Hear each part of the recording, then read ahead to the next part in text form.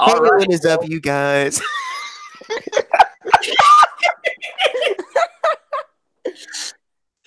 Oh my god. All right. Hello everyone.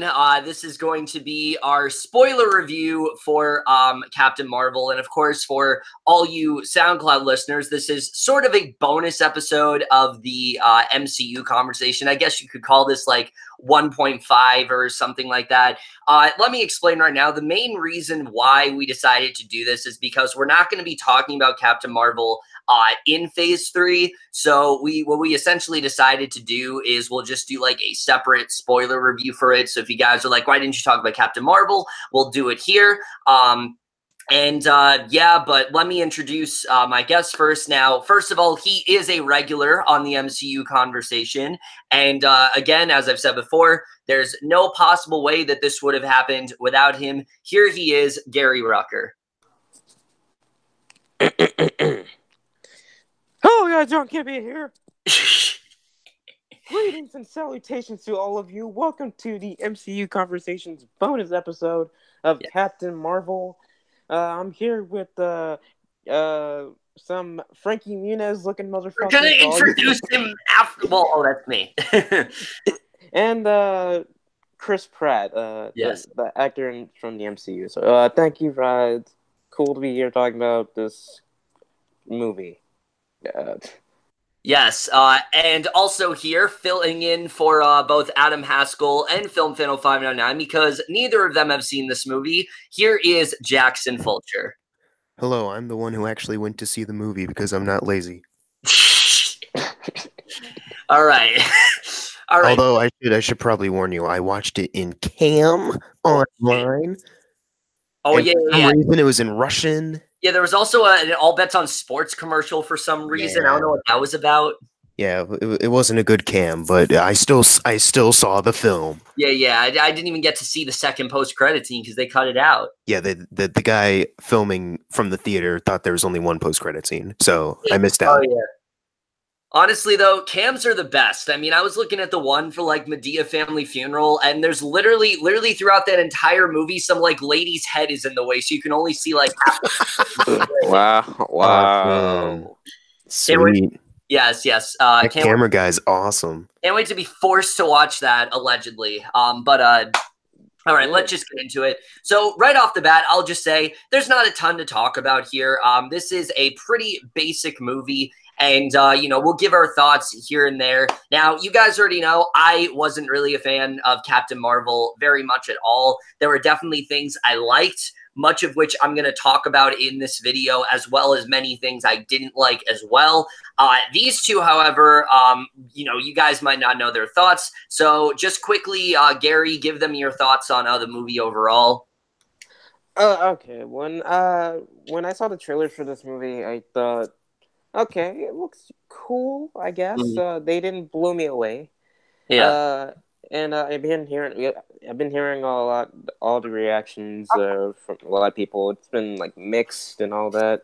Yeah. And it's been like there's some positive stuff, but like some people are saying like, it's just whatever. It's not that great, like you said, Kevin. And I just like I'm just gonna ignore that. I'm just gonna go see the movie for my own, like judge it for me. It's like which is what everyone should be doing. Just saying. If you haven't done that already. Yeah, and walking out of the movie, I can definitely say it's not one of the best. Mm-hmm. I can agree with you there, but I don't think it's like awful or anything. It's not like as mediocre as say something like Thor 2 or fucking Incredible Hulk. Like I walked out saying, I don't think it's on that level either, but yeah, it's definitely like bottom 4 for me. But I walked out saying like, no, it's a solid, fun movie. It has there's a lot of stuff in there that you can pinpoint saying like, yeah, that didn't work, work. But I think the positives definitely outweigh the negatives. Yeah, mainly like performances, humor, and some most part action scenes. So some we'll get to later. But overall, it's like near like Age of Ultron level where it's like I had fun, but it could have been better. Yeah, that's actually one I'm really excited, but also really interested in rewatching for sure, because I have heard a lot of people compare it to like Age of Ultron and things like that. But interesting. Out of the three of us, Scary did like it the most, and now we're gonna turn to Jackson. What did you? For those who didn't watch your video, what did you think of the movie overall? Oh, I gave it a 5 out of 5. I think it's the second best film of the year. Oh yeah, Sorry. No, no, no. that's true. Yeah, I was kind of like you guys. It's right under Hidden World. Oh yeah, yeah. How to Train Your Dragon: Hidden World, best animated, well, best film of the decade. My Oh bad. yes, yes. So I was like you guys. I saw the trailers and I was like, yeah, it looks like another Marvel film. You know, it didn't do anything to really like give me really hype for it. It definitely had my interest as far as like some of the visual stuff they were showing, but it never really looked like it was gonna like even come close to being like top 10 quality like MCU films for me. And Mhm. after seeing the film, I had a decent time with it. I talked in my review how there's a lot of things that I liked about it. Actually, there's quite a few things that I thought were solid fun, but there's definitely a ton like story wise and the execution that really pull it back to just being an average kind of phase one Paramount feeling Marvel film for me. And even though I don't dislike it like an Incredible Hulk or a Thor: The Dark World or Iron Man 2, it's definitely amongst those three as far as my like top 5 worst MCU films for sure. Yeah, no, it's like I said, like I already alluded to, it's definitely a bottom 4 for me. But Yeah, all right, so we got all our thoughts out of the way. I'm just gonna start off right now. I just want to have a general discussion about probably the worst part of the entire movie, which is the first like 20 to 30 minutes. Which not a great start. Just say right now, it's really not a great start at all. So Yeah. the film starts off, and many people are comparing it to a phase one movie. But here's the thing: I actually think it's in defense of the phase one movies, the one thing that most of them did a really good job doing is setting up the story. Getting Yeah. into the characters and things like that. Captain Marvel, on the other hand, they just like go right into it. They act like everything about the world and things like that, and that's something that really did bother me overall. I thought it was it was very odd the way they started. It was very hard to get into, and I honestly thought that the first like 20 to 30 minutes were pretty dismal, and I know you, Jackson, very much agree with me on that. Oh yeah, for sure. Like I've been recently rewatching a lot of MCU films to kind of get caught up with you, even though I'm not going to join any other MCU conversation, but it just kind of catch up with you guys. Just to just kind of catch up with you guys, like to see how my thoughts have changed. And I started doing this after I filmed my review, where I compared it to a phase one Paramount Marvel film. But even then, I was kind of surprised at how well they were introducing each world and each film, pretty much. So yeah, it definitely falls flat as far as how choppy the flow of the story is at first. Well, what the fuck?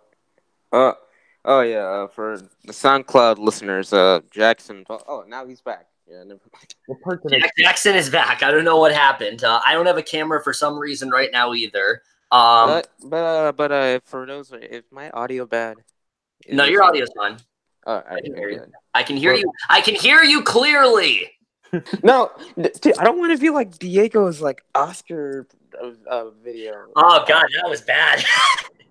All right, what part did I cut out of at some point? It was like you were comparing it to like the phase one Paramount movies and how you were catching up and all that.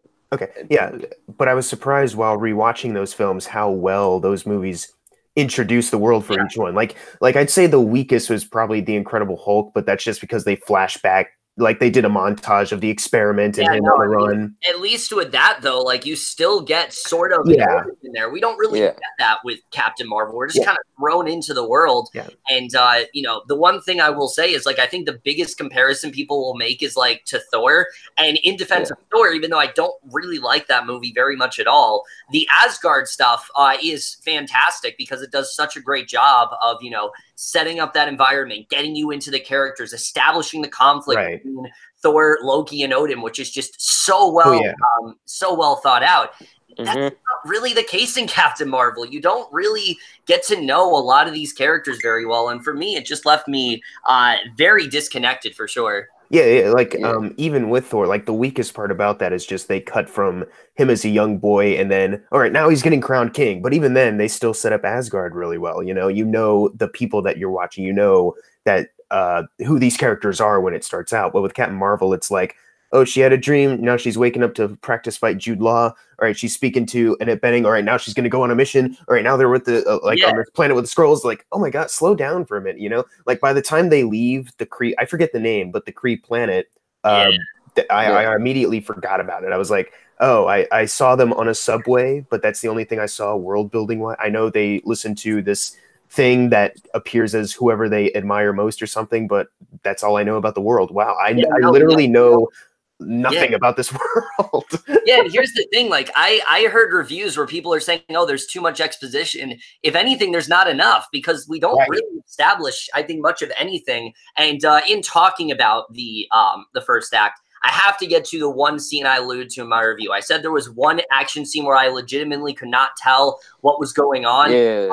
The scene between the Kree and the Skrulls, that like first battle we have, legit could not tell a thing that was going on. I could see shadows of characters. Like I saw, okay, that's Gemma Chan. I think that's Gemma Chan's character. I think that's Veers. I think that's Jude Law. Like, it was just so hard to make out what was going on. And considering how good Marvel usually is with action sequences, this honestly was inexcusable to me. I thought the lighting was so bad in this one scene. I haven't really seen Marvel had something to that degree in terms of like really awful action sequences, but that has to be one of, I think, their worst action sequences yet. I mean, it not only is it so dull, but it's just so hard to make out. And, considering that, but also not really feeling connected to any of the characters, it was just very hard to get into. Now, Barry, I know you like the movie the most out of all of us. Is there anything you defend in those first like 20 to 30 minutes that makes it a little bit better for you? To be honest, the first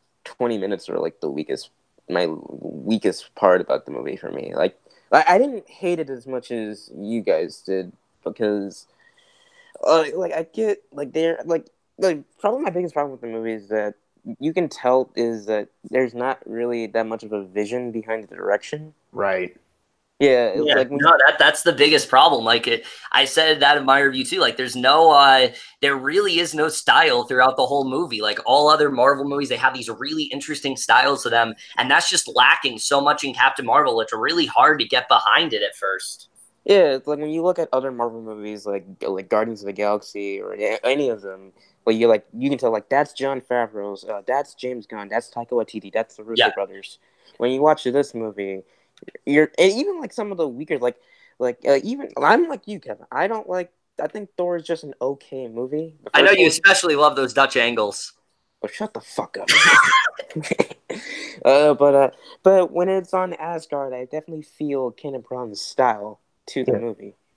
But watching this, like I'm like Anna, is it Anna Boden or Anna Boden? Annette Bening. No, Anna. No, the director. Anna Boden, the director. Okay, yeah, Ryan Fleck and Anna Boden. Yeah. Yeah. Like, it's not Borden. No, it's Boden. I thought. Yeah, Boden. Yeah, I think it's Boden. She might as well be called Borden because of how boring her direction is. Kevin, let me talk. All right.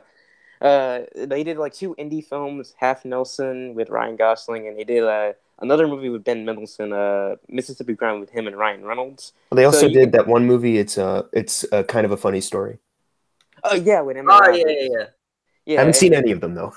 Yeah, no, same. Yeah, I never heard of them until this movie. You can tell that they're new at this. Like they haven't directed like a big blockbuster on this scale before, so. And that's kind of what, like, the direction isn't necessarily bad. It's just average. Yeah, it's kind of plain. Yeah, no, it's very whatever. Yeah, no, and also another problem is I felt the script, like you guys said, there's not really that much character development for it. The Kree Force, like and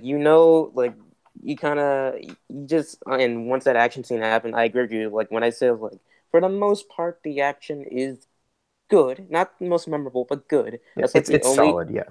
Yeah, that's like the only action scene for me where it's like Yeah, I can't tell what's going on. Right. Yeah, no, I will say that, like, as much as I don't like that action scene, there is no action scene in the movie that is as bad as that. Right.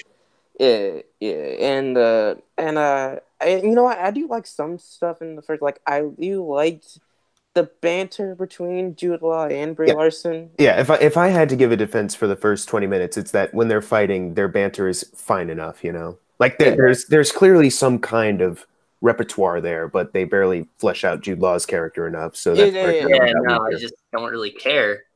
Yeah, and it's kind of like the opposite of like, and also I like when the stuff with the scrolls once they capture her to, and like you look at her like stuff from her past and all that, like that was Yeah, that was a neat idea to delve into her That was backstory. something else that actually bothered me. Like, I thought that was such a cool idea at first, and I wish we kind of had that like throughout the film. Because one, I thought McKenna Grace was doing an excellent job as like the young Carol Danvers. Yeah, you just character that clearly has been through a lot, and the fact that we didn't get to see like more of that really did sour the movie for me. Yeah, you just want more of like her past stuff. Like you kind of Yeah. Yeah, that's the thing. Like Because that's the part of the movie they didn't fill you in on is how did she fucking get here? What led her to this point? Yeah, exactly. Like you don't have any connection to the character because of that. Yeah, but besides that stuff, the first 20 minutes for me are a little rocky. It's like for me, this movie is kind of like the opposite of Thor, where like we said, like the Asgard stuff is like fantastic, but once he gets to Earth with Natalie Portman and Kat Dennings, that's kind of where the movie's like this one. Once when it's on like the career world, despite some moments, it just starts off a little rocky. And but once she gets to Earth, that's kind of where the movie picks it up for me. Yeah, that's a good segue actually, because we're going to get into the Earth stuff, which, like I said, for me, that was the point where I was starting to get into it a little bit more. I still wasn't really liking it, but I was starting to get into it. And even at that, the things that bothered me right off the bat, I really did not like that Agent Coulson was just kind of there. I think that there is so much they could have done with him. They could have done so much with bringing him back. And the fact that he was just kind of there, to me, it just felt like it could have been anyone. Like it could have been literally any other agent. And no, it had to be Coulson. And that just did not really work for me at all. And also the initial idea of like having the scrolls being all these different characters, that's a neat idea overall, but I don't even think they tapped into that as well as they could have. And that really did disappoint me overall. But do you guys have anything to say about, them bringing back Agent Coulson and things like that? I didn't mind it too much. I didn't mind. Okay, I'll say this. I didn't mind it compared to like some of the other secondary characters they bring back. We'll get to that a little bit. But it just felt very arbitrary to me. Like it was just a very like, oh look, it's Agent Coulson. Yeah, but in the sense that they are tracing it back to the roots of the beginning of Shield, like it makes sense why he'd be there. Like sure they don't give him like a big role, but it's just kind of important to their history pretty much. But I see what you mean by that. As far as like the scroll bit though, if I can talk about that for a little bit. I'd say like when did you find it weird how this might be a really minor thing, but when she's talking to Sam Jackson and the scroll just suddenly appears, did you think that was weird? Yeah, that was like editing wise. Yeah, like it's just conveniently there. Yeah, I like the rest of the scene, but when it just like pew, it's like, oh, there it is. Start the scene now. It's like that just felt a little weird. But yeah, I can agree that they don't really tap into the scroll paranoia enough, and that's what I thought the movie was going to be. Was a lot of like, well, discovering her origins, of course, but also the scrolls like can be anyone, and they've infiltrated the planet. Who are they? Yeah. I didn't expect them to like do anything major, like, oh my God, Robert Downey Jr. was a scroll the whole time. Like I wasn't expecting that, but I was at least expecting like. I was at least expecting like for this story to have like some importance of the scroll paranoia. Yeah, they could have done something where like maybe one of the guys that have like turned to dust or something, maybe they were a scroll all along. Like they could have done something like that, but no. Yeah, but like I can forgive it slightly because they do have that twist of actually it was the Kree that were the bad ones and the scroll. Yeah, we'll get to that. I can forgive it for that though. This I can still understand the complaint though that they don't tap into it enough, because that did disappoint me overall. And even at that, even if they didn't take it seriously, like I thought they still could have had fun with it. Like there were definitely could have actually been really funny with the whole idea of like Skrulls being other people. Like hell, imagine if we got a Stan Lee cameo as a Skrull. That would have been amazing. That would have been, yeah. They didn't do that, and I think that alone was like a big missed opportunity. Like there's so many ideas you could have done, and I just felt like they kind of squandered a lot of them and just made it as just like basic as possible, and it didn't really work for me. But Gary, I know you feel differently about that part of the movie. Oh, well, of course I can say, like, even though I that would have been a cool cameo, but I thought the cameo we got from him was actually a cool reference because it's a spoiler talk. It's like when she's on the train and once she's walking by seeing where the Skrull is at, when the Skrull is disguised as somebody, she passed Stan Lee reading the script to Mallrats. Right. Oh, that's what that was? Oh shit, okay. Yeah. That's why Kevin Smith was crying on Twitter. Oh, okay. Yeah, because he read my script. I didn't even pick up on that, but that's cool. I do like that, and it works too because the '90s, right? And because Mallrats came out in '95, so.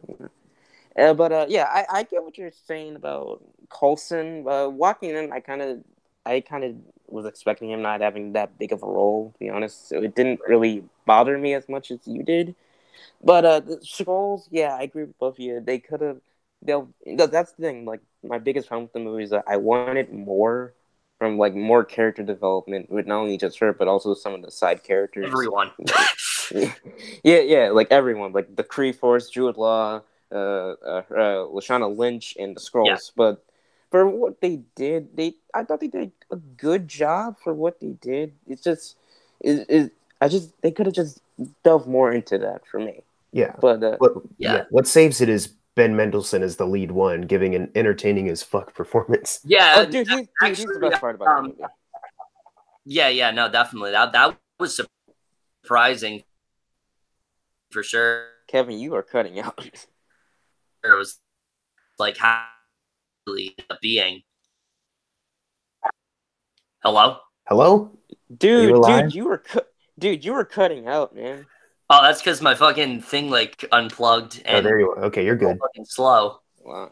But, what I was gonna say is, as much as I did enjoy Ben Mendelsohn, throughout most of the movie, at first I was like, when he was in human form, I was like, oh fuck, this is what they're gonna do throughout the whole movie, right? He's gonna be in human form. He's gonna be that corporate bad guy, and I was really happy when they didn't do that. Like I was happy when you had that certain point in the movie, and that went away after a while because I thought he was gonna be in human form throughout like most of the movie, but thankfully they didn't do that. And that was the one thing that really did surprise me was how well fleshed out Talos really was as a character. He starts off, you think he's just going to be this like, very power hungry sort of character, and there's not really a lot going on with him.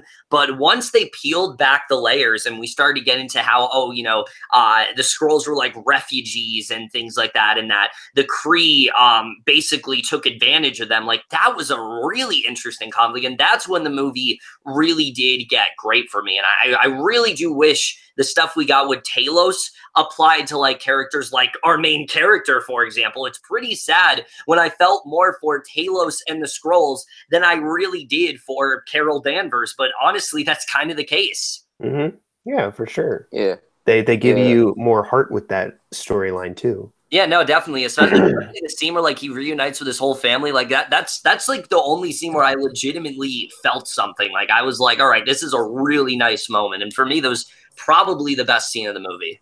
Right. Yeah, and not only that, like going into the movie, I literally thought, like, because we were all thinking, like, after seeing like stuff like Rogue One and Ready Player One and Robin Hood. Yeah. Like we were all we also look, Ben Mendelsohn is a great actor, but he's just starting to get typecasted as villains. I thought, and watching the movie, it's like, okay, he's gonna be the villain, and once we got to that point where he actually like, oh, the Skrulls aren't bad at all. Yeah, like that actually surprised me. So Right, yeah. and the fact thought, that he's not even the villain. It was Jude Law playing the boring villain. Yeah. Yeah, but yeah, I thought his performance he sold that moment perfectly, and I thought once he reunited with his family, that was like the one moment in the movie where that actually got to me a little. Yeah, it actually got to me. So. Mm. Yeah, no, definitely. Like I said, I think it was a really nice moment. But up till then, the movie just wasn't really doing it for me. The only real saving grace, and this is where I talk about the stuff that I do like, are the interactions between, well, Nick Fury and Carol Danvers. Thought they had a really nice dynamic, but specifically Nick Fury and Goose the Cat. I loved all the interactions between those two, except for one. We'll get to that in a little bit. There is one thing that holds it back from being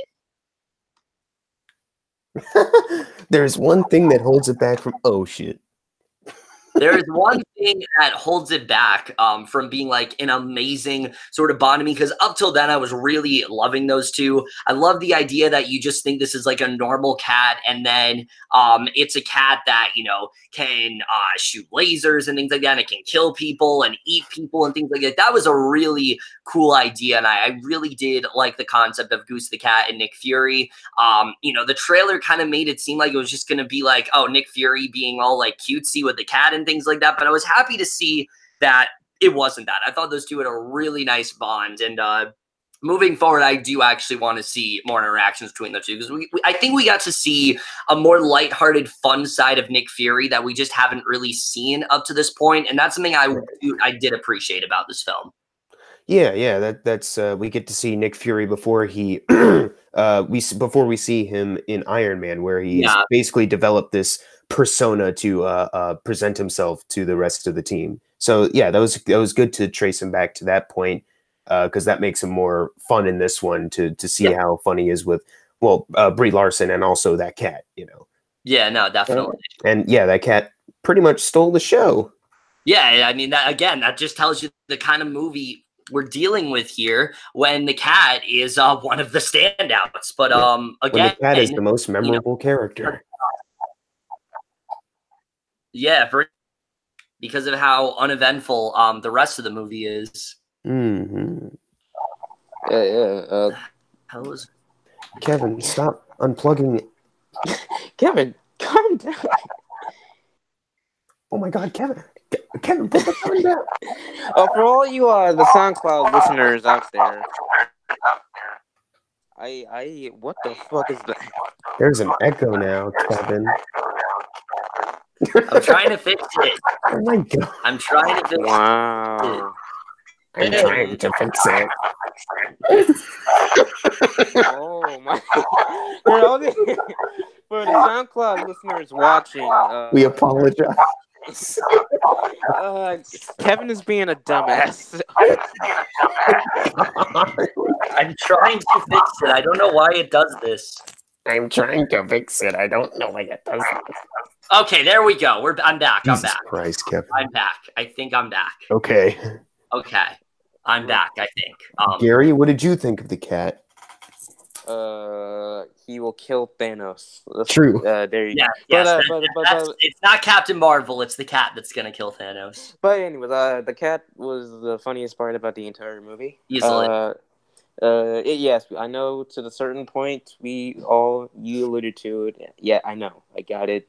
But before that, I thought he was hilarious. The fucking Nick Fury acting, because this is like an early stage of Nick Fury where he's more lighthearted and fun, more than like the serious badass Nick Fury that we know. So I like that.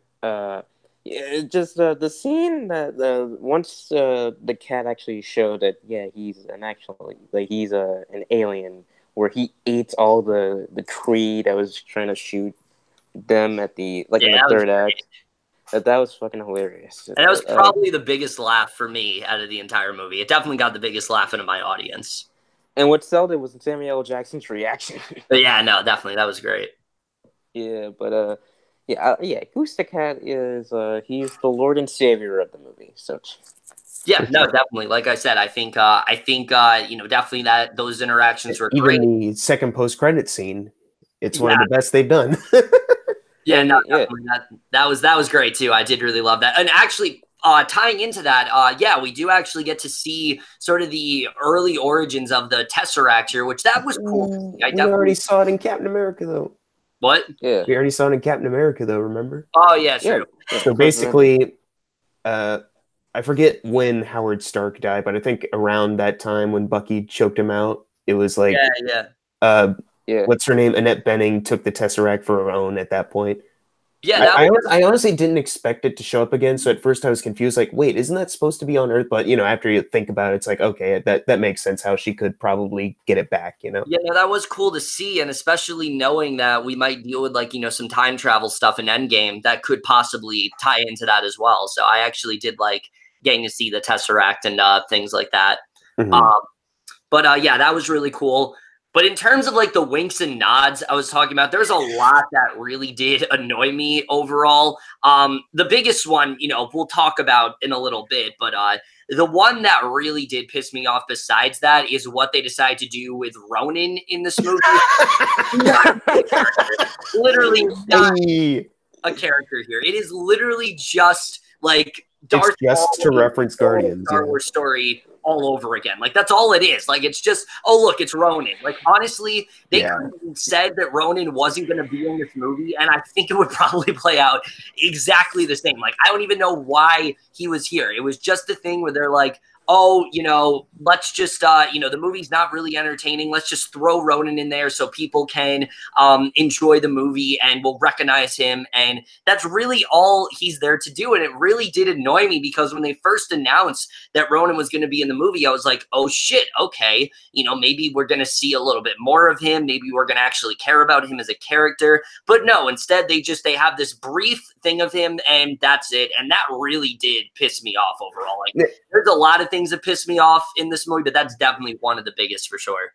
Yeah, well, there's the thing where I think I put this photo in my review, but there was a photo going around with Carol Danvers walking with her Kree team at the beginning of the film, like in the same scene, and right in front of them is Jude Law standing next to Ronan, like in person. Yeah. So I think there must have been some, I guess, just deleting those scenes out where they maybe give Ronan some more screen time, but even then, I doubt maybe they even fleshed him out that much. But I mean, considering what else they did with the rest of the film, you know, it's amazing to me that Ronan was the weakest part of Guardians of the Galaxy, but now I'm seeing him in this one, and I'm like, you know what? Maybe he wasn't that bad in Guardians. At least he wasn't this. You know what I mean?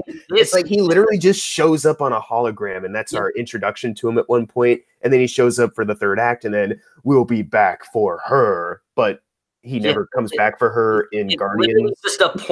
It's literally just a point and shout moment where it's like, oh shit, it's Ronan. Like, that's all he's here for. Yeah. Look, it's the guy you recognize from that one movie. That's why he's here. Bye. And he was the weakest part of. So literally no one would be excited for. That's what I'm saying. And they barely make a connection between him and Digimon Hansu. Yeah, no, like, he tries to tell Ronan the truth. I don't know why he was in this either. Like, he tries to tell Ronan the truth about Carol Danvers, but Jude Law interrupts him and like, oh, that's how they first talked to each other, and then later joined forces in Guardian. Like, what the fuck was that even for? Dude, really, the only reason people remember Digimon Hansu is because of that one meme that goes around. Who? Like, that's the whole Star-Lord, man. People remember him is because of that. Yeah, exactly. Yeah. Before Snoop Dogg did it, Digimon Hansu did it. Exactly. Star-Lord, man. Legendary outlaw. Yeah, that's it. I forget it.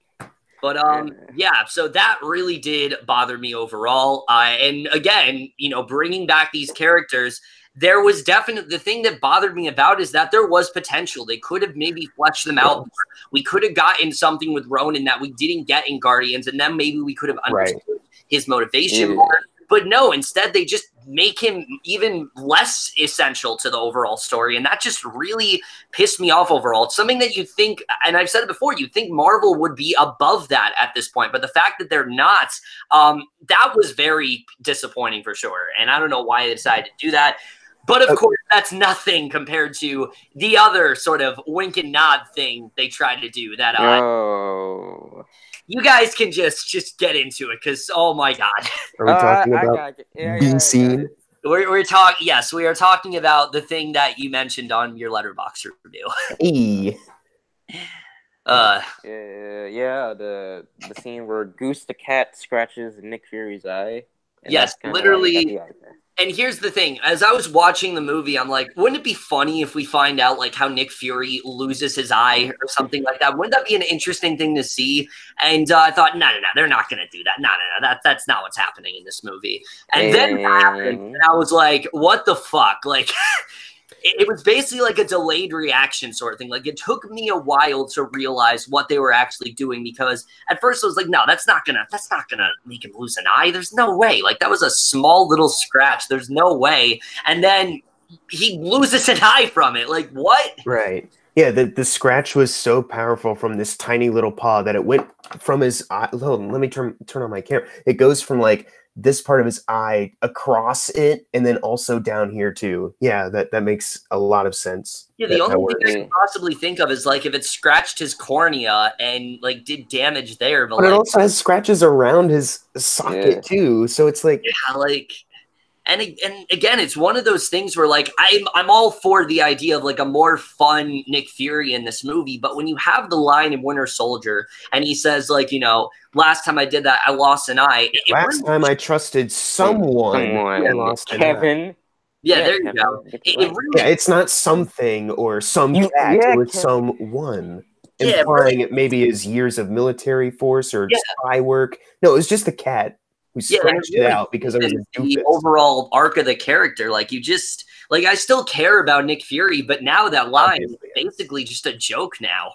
Yeah, well, here's the thing, it's like I know what they're trying to make like a comedy joke, like, got him, and there are people online making the defense of, hey, he never specifically said how he lost his eye, and it's not like it ever mattered how he lost his eye, And I get that, but when you see it in this film, it just came across as, well, it's Disney, and we don't want it to be too violent, so let's just make it a cat. We have a cat? That's cute. That's a cute way to lose an eye. Make it the cat, or just, hey, we went through this entire average film. We don't want to do much with the story or the characters, like to go to an interesting level. Yeah. But we still need to make him lose an eye. How do we do that? He's holding a cat. Maybe the cat will scratch his eye out. Yeah, that or they just did it to get something for people to talk about because there's not much. Yeah, here's the thing. Also, is like if you were, let's say, you started with like before you watch the rest of the MCU, you started with Captain Marvel, right? Yeah. As soon as you see that, you're like, well, that was a random. Like, why would you insert that in here? But at least you see the rest of the MCU with him with the eye patch. But if you saw Captain Marvel first, you'd be like, no, seriously, like, why did they just do that? Like, why is it a cat, like this random moment with the cat? Yeah. But if you watch it in the correct order, like you guys are doing with the marathons, it's always this kind of buildup of, oh, he's like this. He's obviously had a lot of experience in the past. He's very tough around the edges. And then when you see this, it's like, oh, he's basically a huckster. Like that's just his entire character now. He's just a huckster.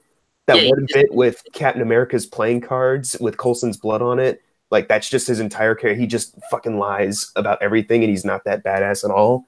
Yeah, and I'm sorry, like you can't tell me that was the initial plan. Like that's not the plan. That's definitely not the plan. There's no way that was the initial plan. That's why the Russos in Winter Soldier had to be someone. Last time I trusted someone, I lost. They had no idea it was going to be a cat. Yeah, no. They're probably watching this movie now and thinking, "Oh my fucking god." They better have. Gotta be kidding me. They better have some way to fix that in like Endgame or else.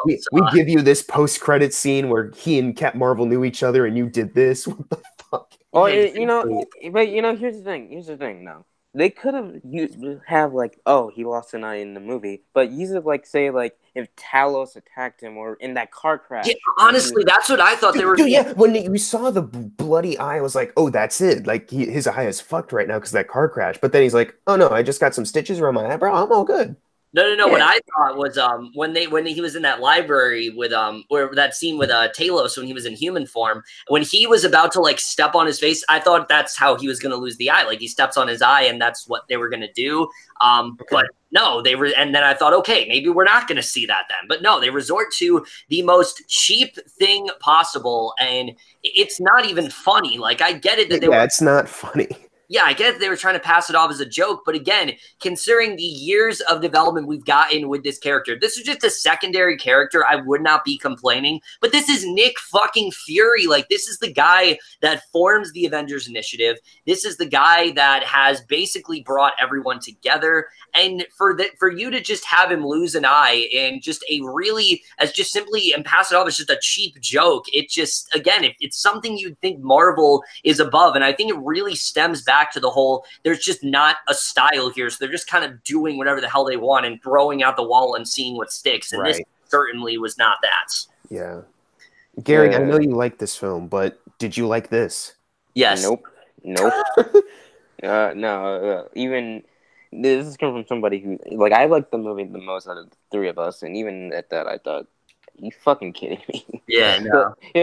Like, I know there's some people that defended the jokes, like, well, like if he doesn't want to admit that he got the eye patch because of that cap, but even then, it's still fucking lame, and not only that, those are the same assholes that try to defend everything that J.K. Rowling says with the Harry Potter series now. yeah, but like even then, it's like this is Nick Fury, and now like especially seeing him in the previous films, like you think based on like what like the way he comes out, like this seems like a fucking badass, and then you see the scene where the goose claw his eye out. Yeah, you're just like, wow.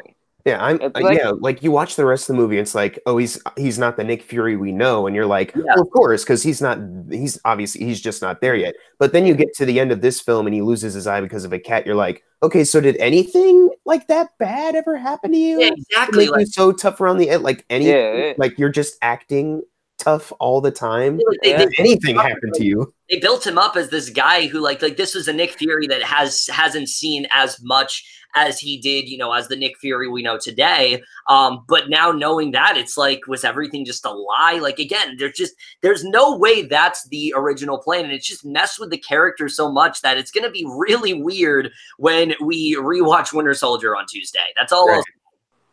Yeah, but now that line has no meaning. Yeah, no, it's basically just another lie. Yeah, and I'll give you that it does teach Cap something.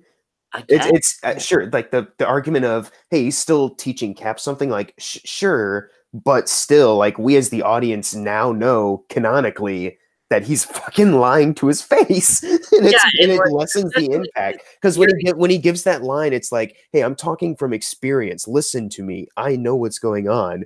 But now you see Captain Marvel, it's like, well, he's just pulling this one story that happened to him and twisting it so much, and it's like, oh my god. Yeah, it just makes him look really shady. And again, considering he's supposed to be like the mentor of the group, like this is the guy that comes in like in Age of Ultron when like they need to like sort things out, and he helps them out with things like that. And the fact that like, he might be this like conniving just piece of shit who lies all the time, like that's not the Nick Fury that we knew. And there's no possible way that's what they planned. It's clearly something that they wrote at the last minute because they wanted to think of a way for him to lose his eye, and that was the first thing they thought of, and it just ended up in the movie. Like, that's honestly what I believe. If they did a second or third draft, there's no way that would be in there. Like, no.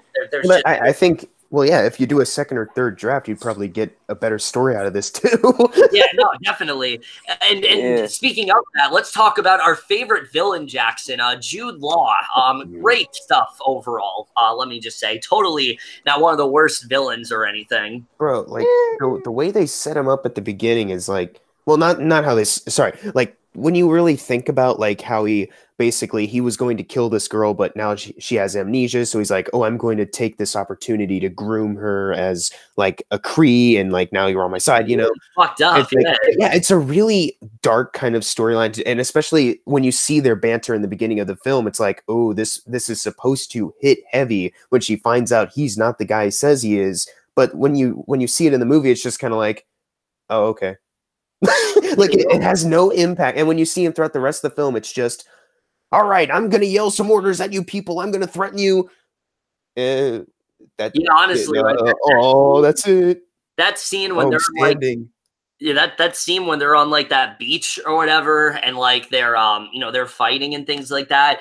That's when I thought he got really bad in the movie. That's when I'm like, all right, this is ridiculously cheesy. There's no way I can take this seriously. And again, like you said, like the way it's set up, you should take it seriously. Like this was supposed to be, this was the whole thing that Annette Bening was trying to prevent. And he just basically ruined all of it. And they don't treat it like a big deal. And that's the thing that really bothered me about this movie is that these things, they're just not treated like a big deal. The only thing that's treated like a big deal is the stuff with the Skrulls and partly the stuff with Annette Bening and Lashana Lynch. Like that's kind of treated as a big deal, but even that, like they don't flesh it out enough. And going back to Lashana Lynch, I didn't touch upon her. That was the aspect of the movie I enjoyed the most. Besides the Skrulls, I thought their bond was really well done. It's the one thing in her past that gives it some heart. Yeah, the whole idea that those two, were friends and things like that, and that she helped her be a better, she helped Lashana Lynch's character be a better mother. Like, that's a really good scene, but that's all we hear. Like, we don't get to see it, and that's what was missing for me. We should have just had more flashbacks. We should have gotten to see the type of person that, Danvers was before all this, and unfortunately we just didn't. And when you think of something like Thor or Captain America or Iron Man, even with those guys, we got to know who they were, before they evolved and changed. Here we see who she is when she evolves and change, but we don't really get to see who she was before besides these few little glimpses. And I get what they were going for, but it's just not enough for the character. And it really just, like I said, lessened the impact of the story for me. Yeah. When they bring it all back for the little end bit with her in the little Annette Bening, I don't even know, virtual world thing again. It was even that. It was just kind of like, oh, that's what this was building to the whole time, that she doesn't need to get powers from the Kree. She is special. Dude, what was even that scene where she's like dancing around? Like, what was that? Wait, what's dancing around? Yeah, the come as you are thing. Like, come as you are? Are you talking about the no doubt scene? No. She goes into there's like that white room or whatever, and Annette Bening's there, and she's dancing to like Nirvana. You're like, what was that? I don't fucking know. Like, that was confusing to me too, because like I thought they kind of made it seem like Annette Bening was like evil or something like that, when I thought she was supposed to be like the person that Carol Danvers is supposed to trust. I don't know. It's just very confusing overall. They really did not write it very well. Well, no, it's just that virtual world, whatever the fucking story. I forgot. It just shows up as the person you most admire, basically. Oh, okay. That's what whoever runs the Kree people, basically. Just whenever you go talk to it, it shows up as who you most admire. Okay, yeah, that really was weird to me. I'm like, why is Annette Bening here? Like, yeah, but Gary, again, I know you enjoyed this part of the movie, so go ahead. I guess say what you want. Look, in regards to the Jude Law thing, I didn't hate Jude Law as much as you guys did. It's just that he was kind of underused and his character didn't get that much development. So right, I thought his performance was fine. I thought he was good in the role. He was fine throughout like the first half of the movie. To be honest, I didn't think he was as bad as you said he was. I thought he was good for what he was given. It's just that his character they didn't give him that much to do. They didn't, and like Jackson said, they absolutely should have given him more, considering the impact he has on the character. And no, I predicted that he was the villain. Even before the movie, like I predicted that once I was talking to you, it's like, I'm gonna guess Jude Law's the villain, and you said yeah. And I was like, oh my god. I mean, look at his look on like the main poster. Like that's not the look of a mentor. That's the look of like someone who is hiding something. Yeah, and as regards to the Lashana Lynch stuff, that was like the other emotional part about the movie. Yeah, I mean, but again, wanted more of that. Like they should have. That's the thing. Like I kind of felt something, but I also didn't because I didn't see enough of it. Right. But, it's their bond. It's kind of what made that work. So, but that's like my only problem with that relationship. Just I wanted more of that. So it didn't bother me as much. the whole Annette Bening stuff, when it's revealed that she's actually Marvel. Mm-hmm. Yeah, and I know a lot of people were kind of getting all pissed off at that because Marvel is a man. Like, oh my god, That's not. that's not worth complaining about. Yeah, no. Yeah, What's worth complaining about is that, again, to me, it didn't feel like that big of a deal. yeah. It could have been. Yeah, that's the thing. It's a fun, solid movie, but the script needs some work. A lot. You can, because I think there's like 4 or 5 writers on this. Oh my god, really? Okay, wait a second. There's not that many writers. You should have come up with something better than this. No, there's 3. There's 3. Okay, 3. Okay. It's the two. It's the 2 directors, and then the other one is Geneva Robertson DeWart. I don't know what that name sounds really familiar. Hold on, let me see. Yeah. Because that name. Oh, she did Tomb Raider. Oh, well, that explains it. Yeah. Yeah, that explains a lot. Holy mother of God. Okay, yeah. Here's the thing. You kind of said this phrase earlier, like missed opportunity. I think that describes the entire film, Kevin. Like the screenwriter, the directors who wrote the script, and Geneva, who wrote the great Tomb Raider. They had enough for it all. Yeah, they had enough material here. Like you have Skrulls, you have Kree, you have origins like Amnesia, like tracing the origins back. You have just this arc for the character that needs to be built up more to have a heavy impact. You have so much more you can do here, and instead it's just treated with such bland kind of like, all right, now they're going to do this, and maybe we can do this now. Sure, it doesn't feel like anything's really building. Just stuff's getting introduced. Yeah, exactly. Like one after the other. And sure, and like I said, I have plenty of pros for this film to elevate it to just a decent movie like grade, because that was my grade, was a B-. But these things that I'm mentioning are the reason why it's being held back so much for me. Like this story just is so...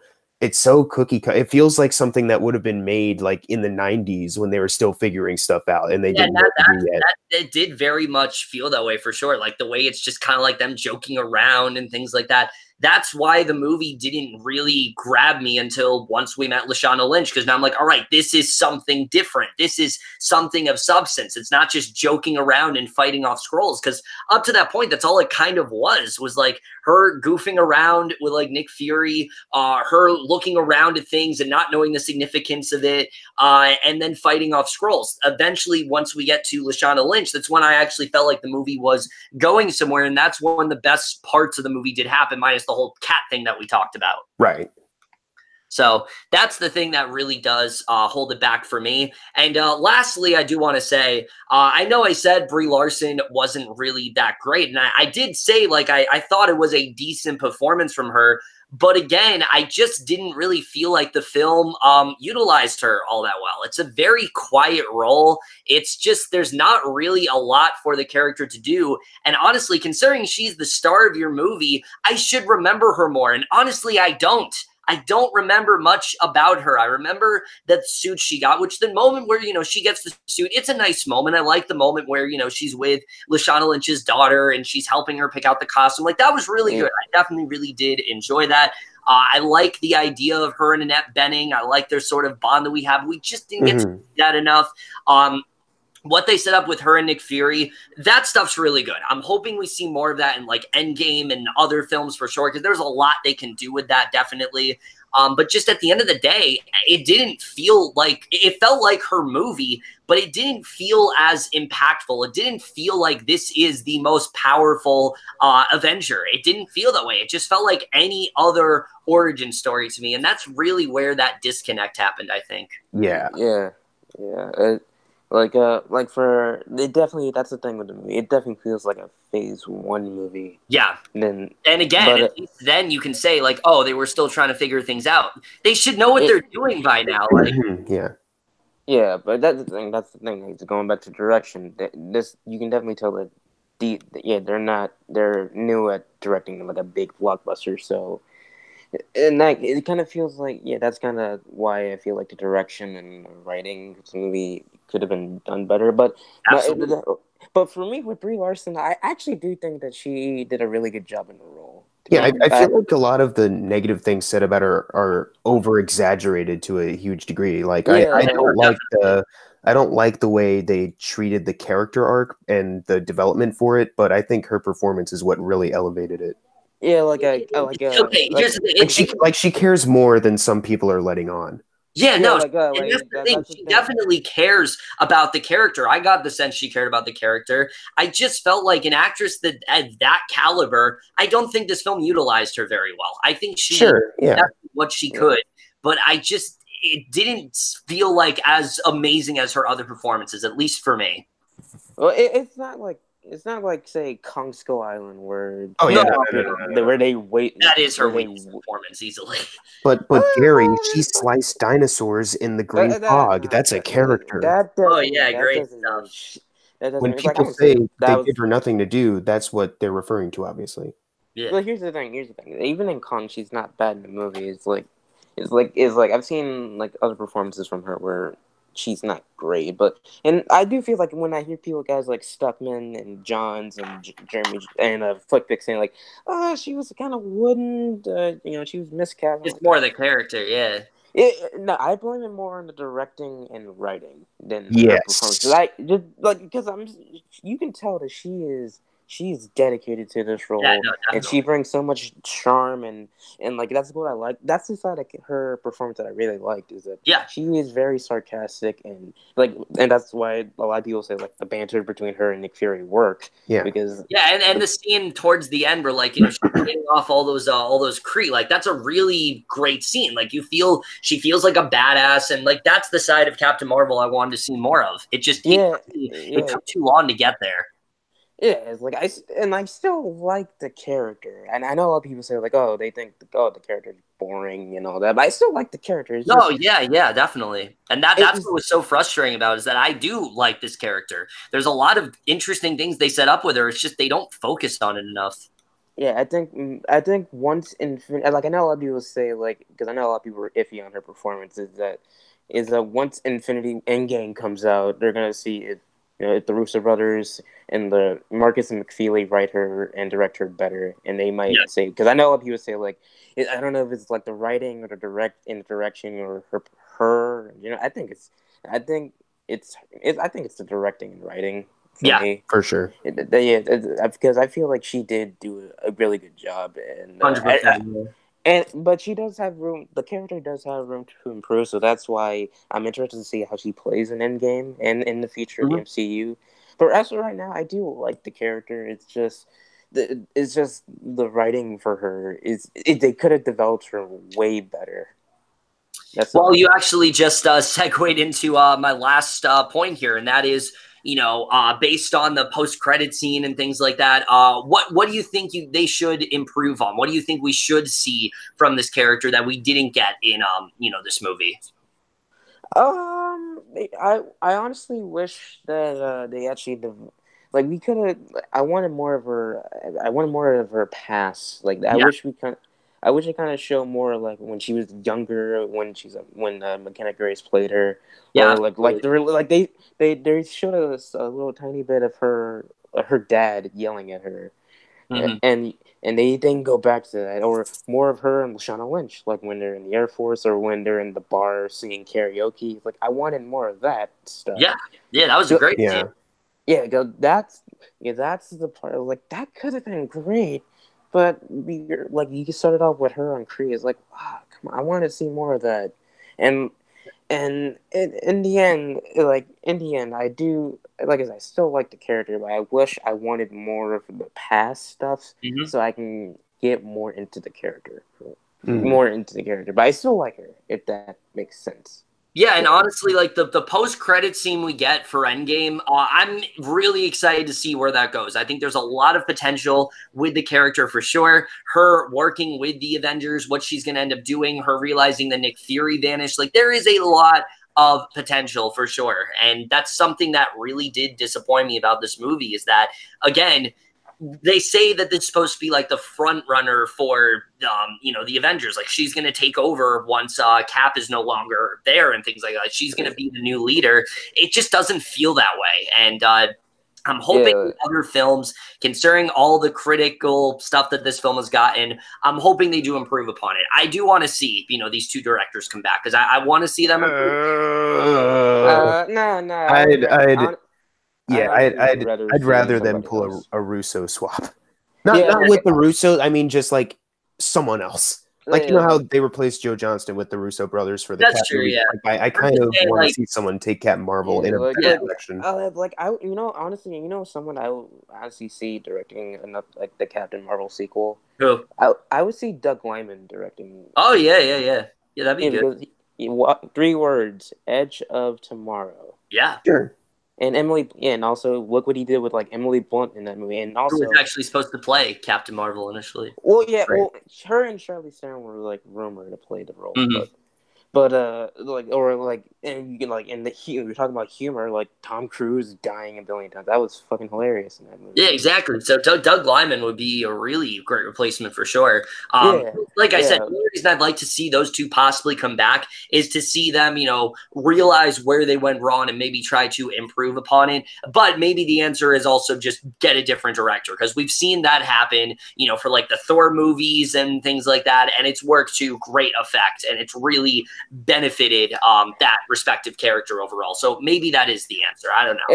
And like I said, I'm betting in Endgame if the Russos and the writers directed her better. Oh, I think it'll absolutely be better. Yeah. I think it's like I said, it's probably going to be more in this film. They're probably going to people are going to look back and say okay, it's kind of the directing and writing that's kind of brought her down. It's not really Brie Larson. Yeah, honestly, dude, I think in 6 weeks from now, we're going to be sitting here. We're going to be where was this Captain Marvel? That's what I think is going to happen. I think we're Endgame, and we're going to be where was this in her movie? Yeah, right. It's like a Doctor Strange situation where Doctor Strange in his own origin movie, he's cool, he does have his cool moments. Benedict Cumberbatch is really good in the role, but when you look at him, he's not. When he's Doctor Strange though. That's the thing. not here's the thing. In character wise though, some people I thought Tilda Swinton stole the show from him. I even like Benedict Wong and Chiwetel Ejiofor more than him. Yeah. And then Matt Mikkelsen was the best, right? Fuck you. No, and but then you see him in Thor Ragnarok and then Infinity War, and he's man, this guy's the best part. Yeah, he's one of the best parts, I should say. Or even Thor, and Chris Hemsworth, when in the first Thor movie, it's Chris Hemsworth is really good, but even in his own movies, Loki is kind of outshining him. You get to it wasn't really till Ragnarok where I thought Thor really got turned into an amazing character. That's where I thought Chris Hemsworth got into his groove. Yeah, right.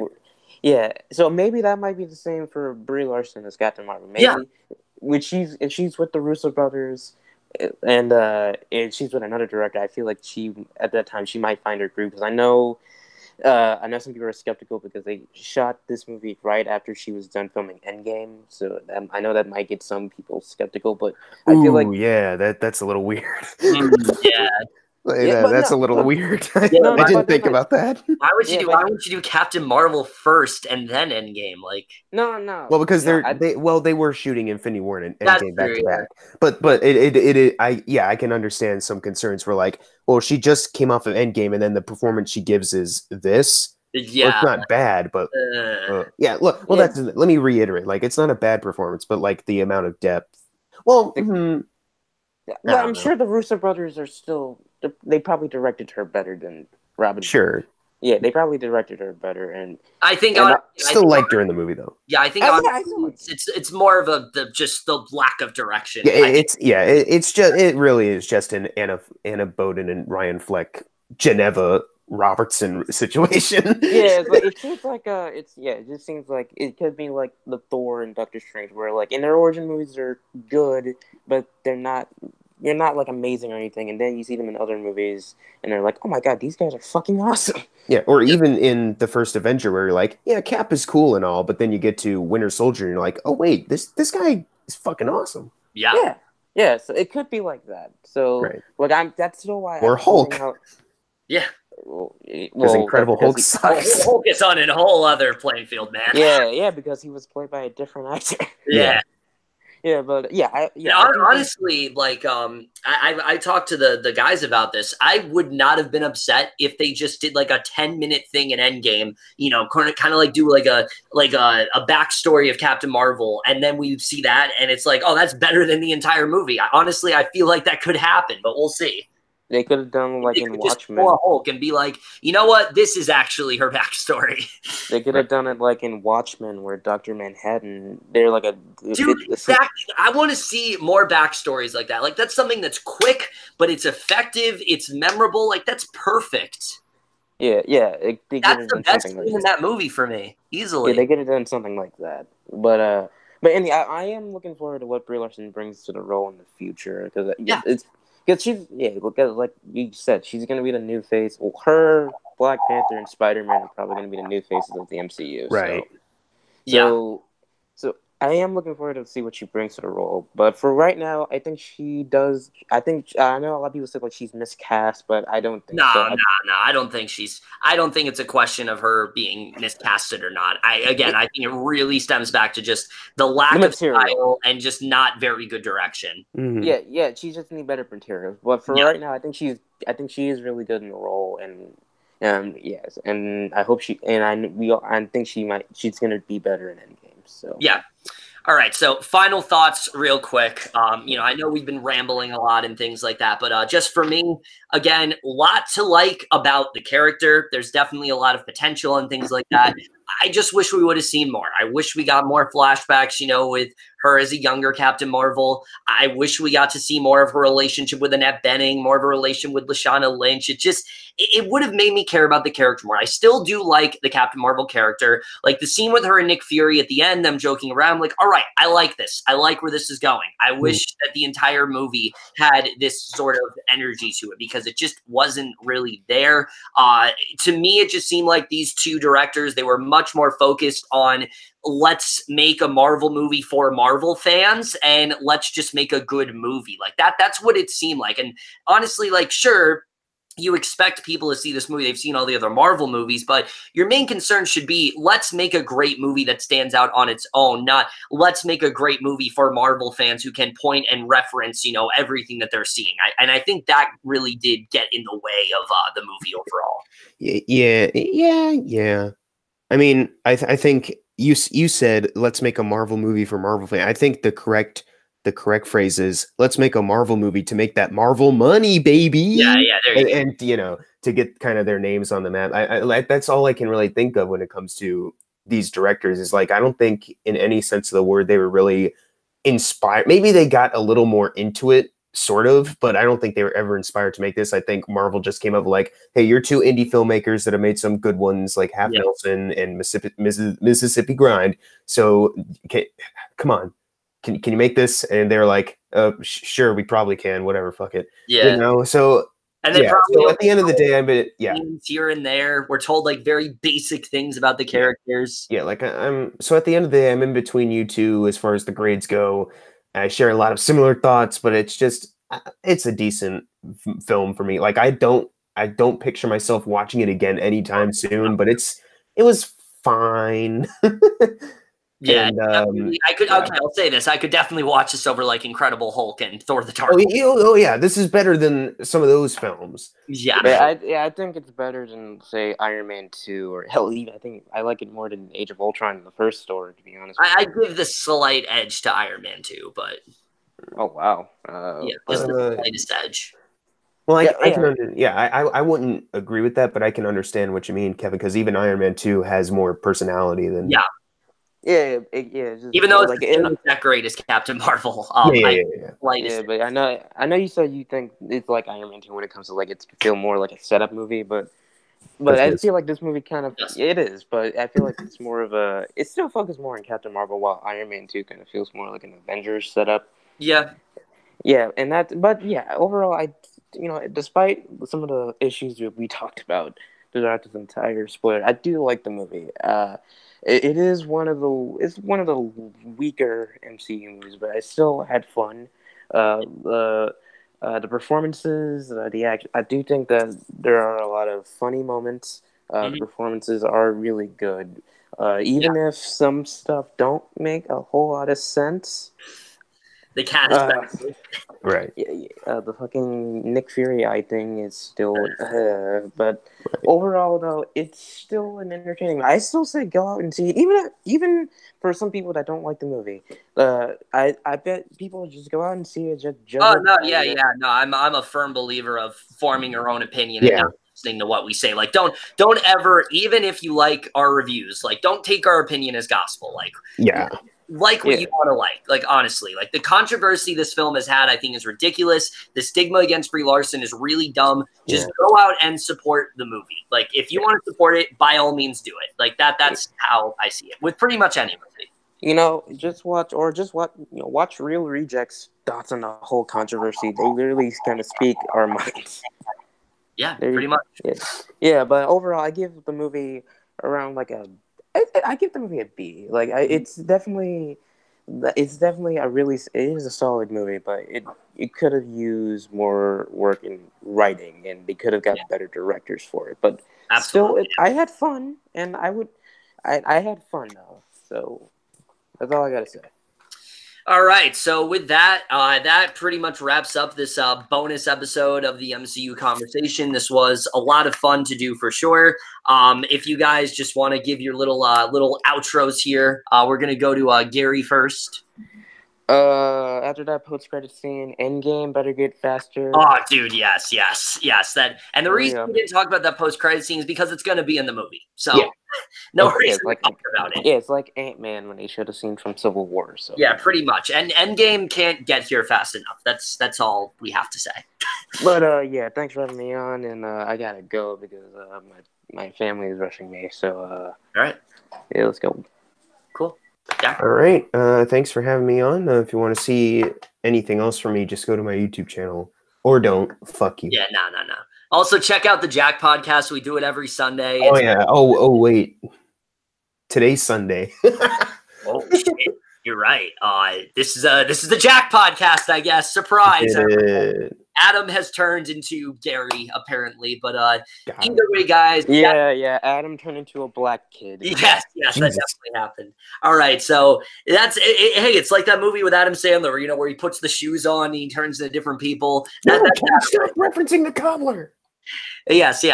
Great movie. Totally remember it. Not like I've forgotten about that movie or anything. But either way, that's it for this video. Hope you guys enjoyed it. For you SoundCloud listeners out there, hope you guys enjoyed listening to this. Of course, comment down below. Let us know what you guys thought of Captain Marvel, what you liked, what you disliked, especially what you thought of the whole Nick Fury losing his eye thing. That's definitely, it's pretty sad that that's the thing most people are talking about. But unfortunately, it was a dumb decision, and they should have expected that that's what was going to happen. Wouldn't have been surprised if that was the idea overall, considering they're directing throughout most of this. But that's it for this little bonus episode. Hope you guys enjoyed it. Look forward to either Wednesday or Friday. It depends on when Gary is available. We'll be doing the actual episode 2 of the MCU conversation. I'll be back with Gary and Film Fan 599 and Adam Haskell. That should definitely be a lot of fun for sure. Phase 2. I might be there. What? Yeah. I might be there. Yeah, you might be there. We'll see. But that's it for this little video. Hope you guys enjoyed it. We'll see you guys in our next installment, and we will see you guys for that. All right. Excelsior. Fuck you. Gucci.